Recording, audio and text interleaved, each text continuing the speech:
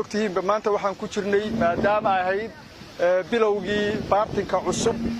dekada doonyaha iyo maraakiibtu ay ku soo xiran doonaan hadda halkan waxa aragtaan oo ka socda waxa weeye shaqadii shubabkaas oo noqonaya kuwii maanyareebka ahaa oo markii dekada la dhiso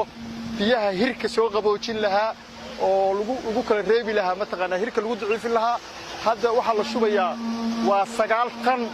si aad aragtaan waa u jeedaan haamuhu waa safan yihiin way isbedelayaan hadhow meel walba qayb walba waxba galaya shub 12 baa galaya 15 baa galaya marka halkii xababa hadda waxa weeye baabuurka aad arkaysaan xabadii barkili uu qaadaya 24 saac gudahoodna waxa la rajaynayaa inay ku qalasho oo markaa ka bacdi laga furo haddana kuwii kala saa loo soo sameeyo garoonkan ballaaran oo hadda aad arkaysaan waxa loogu talagalay in shubabkaas ilaa iyo intaas oo dhan la dhigo looguna talagalay inuu noqdo wixii hirka ka jabin lahaa dekada ama maanyareebka loo yaqaanay marka insha Allah waxaan rajaynaynaa shaqadan waa tagtay waa u jeedaan waa Facebook waa shaqadii ugu dambeysay ee badda markii la diyaariyo hirka looga ilaalin lahaa weeye marka insha Allah waxaan rajaynaynaa shaqadaasi Ilaahay mahadiisa si fiican bay u socotaa si fiican bay noogu socotaa alxamdulillah Ilaahay baa mahad iska leh wax hadda dhiman oo qalabkii dekadaas ay ku shaqeyn looga shaqeyn lahaa oo ka maqan ma jiraan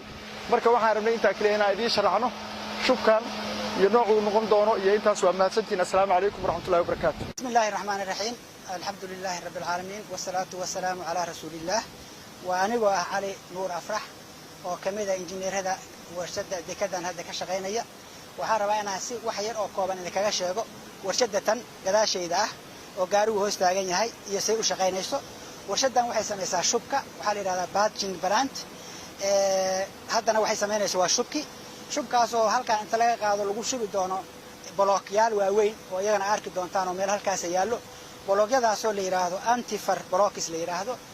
blockaas antifar blocks waxa way kuwii markii wave breakerka wadada dekada la dhiso banaanka laga dhigayay oo hirka ka jibinayay si ay warshadaasi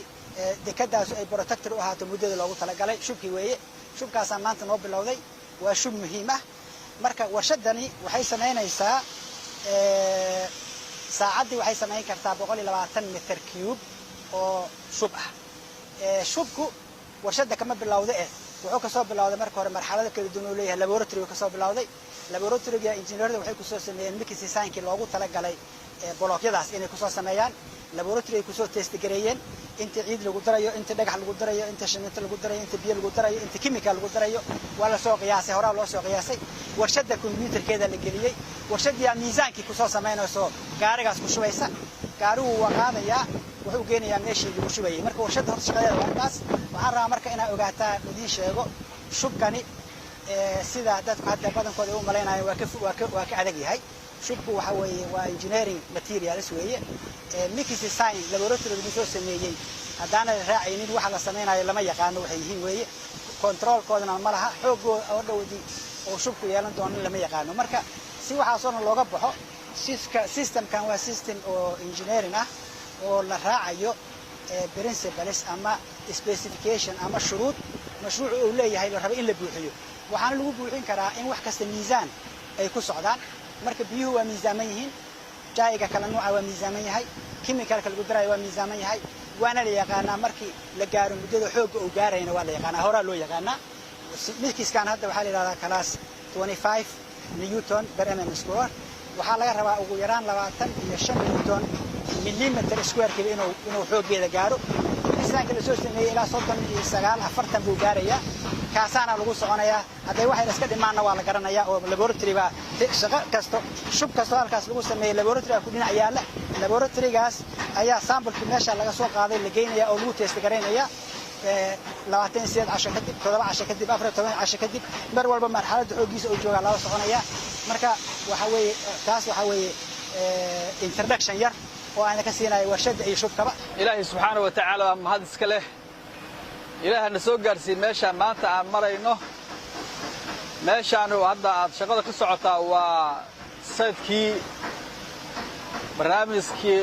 dhisitaanka dekada Garacad ilaahay baa mahad iska leh kun iyo kow shar awoodiyada ay ku tirsan tahay awal iyo aakhir ilaahay subhanahu wa ta'ala soo gaarsiiba mahad inta ka bacdi runtii wax lagu farxo meesha ay wax marayaan maanta shayga faraha badan oo arkaysaan oo hadeer intaasoo tana waxaan garanayaa maalinkii ugu horraysay oo istaadiga la samaynayey GPS-ta jayga aan ku samaynay yararka ah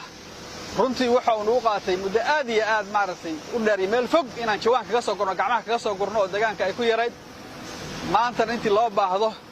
waxaasoo qalaba yaalaya meeshaas maaragtay wax isla maraya waa ilaahay mahadiis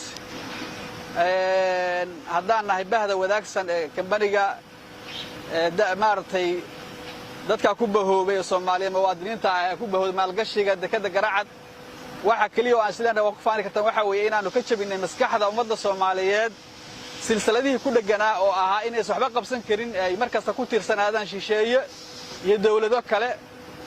insha Allah waxaan rajeynayaa marka dadka Soomaaliyeed meel kasta jooga inay ku daydaan arrintaas oo qof walba meesha uu joogo deegaanka uu joogo inuu wax ka qabsado dhulkan maadaama Ilaahay inoogu talagalay in anagu camirno oo noo sameeyo walladii khalaqa lakum ma fil ardi jamiican ya waxa loo baahan inaan camirno oo meel walba aan xooggeena iyo awoodana ku tashano Ilaahay subhanahu wa ta'ala tala saarno isuna soo ducayna meel kasta oo Soomaali joogtana waa dad walaalaha waa dad ehla ay maaragtay ka iskaashadaan oo isgarabsadaan sidii ayna ummadda horumar u gaarsiin lahaayeen akhriya adduun baan ay ku dadaalaan